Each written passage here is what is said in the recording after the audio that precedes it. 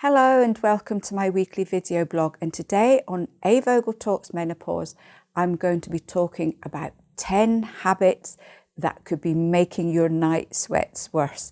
If you like my tips and advice, then please subscribe and remember to hit the bell icon so you can be notified of all my new videos. One of the many things that I've learned over the years and years that I've been doing these videos and all the comments that women have been sending in is that sometimes it's really simple things that we don't even think about that can make symptoms worse. So what I thought I'd do today is look at 10 really simple habits that you may be doing that could be making your night sweats worse. So number one is having that evening nightcap or having a lot of alcohol with your evening meal. The problem with alcohol is that it revs up your nervous system. And yes, very often it helps you get off to sleep really easily. But in the process, alcohol, maybe after about 3 or 4 hours, the effects on the brain create chemicals that will wake you up really quickly. And that sudden wakening can either affect your nervous system, which causes palpitations, which then results in a night sweat, or it's just the shock of waking up will produce the night sweats. So the really important thing here, if you're having alcohol in the evening, don't have it just before bed, don't have it on an empty stomach before your meal, and just really limit what you are drinking. The other thing is that sometimes it's the chemicals or the sweeteners and sugar in our mixers that are revving up the nervous system. So if you are going to have alcohol, just make sure that it's really good quality. Number two is spicy foods. This is another one. Spice, it's warming, they are stimulating. So again, they're going to rev up your nervous system. And especially maybe if you're out for a meal and you're eating really late on, then as these things are being digested, they are going to rev your nervous system up whilst you're asleep or trying to get to sleep. Number three is going to bed when you've had a late meal. So this is a really late meal, maybe an hour or two before you go to bed. What happens here is your digestive system gets called into play just as you're trying to get off to sleep. The liver is involved. And again, the liver, when it's working, is an energizer. So that is possibly going to wake you up. And again, that's going to trigger a night sweat or two. Number four is completely the opposite. I know it sounds a bit mad, isn't it? If you eat late on, it's going to trigger flushes and sweats. If you go to bed hungry, that's going to trigger night sweats as well. All that's happening here is you're getting really hungry, your blood sugars will dip in the middle of the night, and very often this is maybe around about 2-3 o'clock in the morning. That sudden dip of blood sugars will put your nervous system into a panic, and that's going to cause the night sweats. And very often this one will be accompanied by palpitations as well. So one of the really important things here is to have a small snack before you go to bed. So we're not talking about anything big, but protein and a fat snack can really help to keep your blood sugar stable and prevent the night sweats. So you're looking at something maybe like an oat cake and nut butter. You might find some Greek yogurt and some organic cocoa powder or a few berries can be really good at keeping everything stable. Or if you have a little bit of a sweet tooth, just 2 and no more medjool dates, because these can really help as well.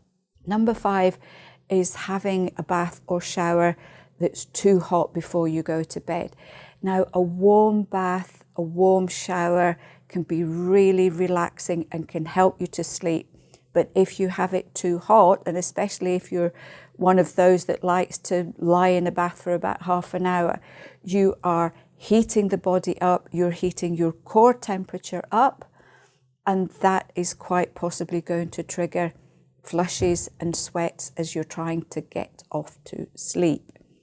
Number 6 is, what kind of night clothes are you wearing? Are they made of man-made fibers? Because again, these ones tend to wrap around our body whilst we're sleeping, and if you start to get a little bit hot, it leaves no room for your skin to cool down. So if you must wear anything, and to be honest, if you're getting lots of night sweats, you're actually better sleeping with nothing on to allow your body to cool down much easier. But if you feel that you need to wear something, make sure that it's natural fibers such as cotton or bamboo. And bamboo is great because it actually helps to absorb sweat. And remember too about your bed linen. Do you have artificial fibers in your duvet? Because again, they will really keep the heat in. So number 7 is going to bed dehydrated. And this one particularly, again, it's going to rev up and cause panic in your nervous system, and that's going to trigger the night sweats. So with this one, remember to have a little shot glass of warm water just before you jump into bed. This can help to prevent dehydration, but it's not going to put a lot of pressure on your bladder, which is then going to wake you up in the middle of the night as well. Number 8 is intense exercise later in the evening. And I know for some people, the only time they can get to exercise is maybe 7 or 8 or even 9 o'clock at night.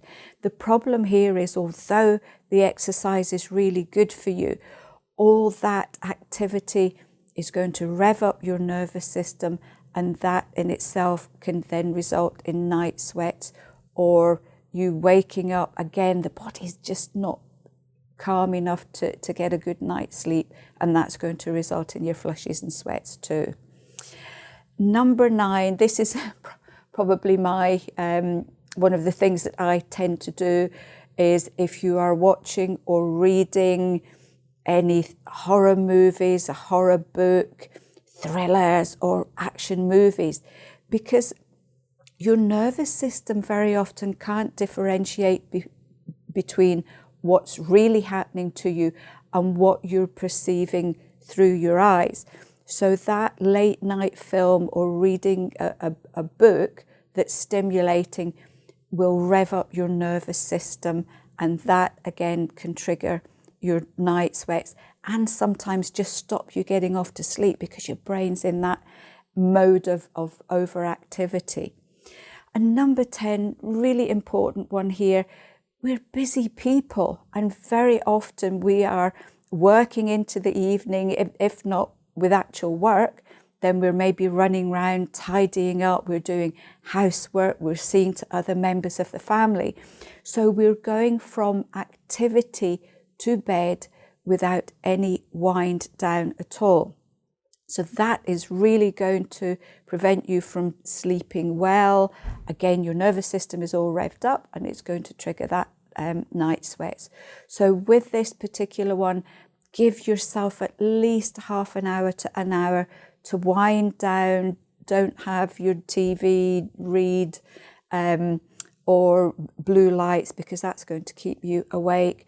And maybe just do some deep breathing. And again, if you are very anxious, if you've had a really, really stressful day, then maybe just 15 minutes mindfulness or meditation before you go to bed.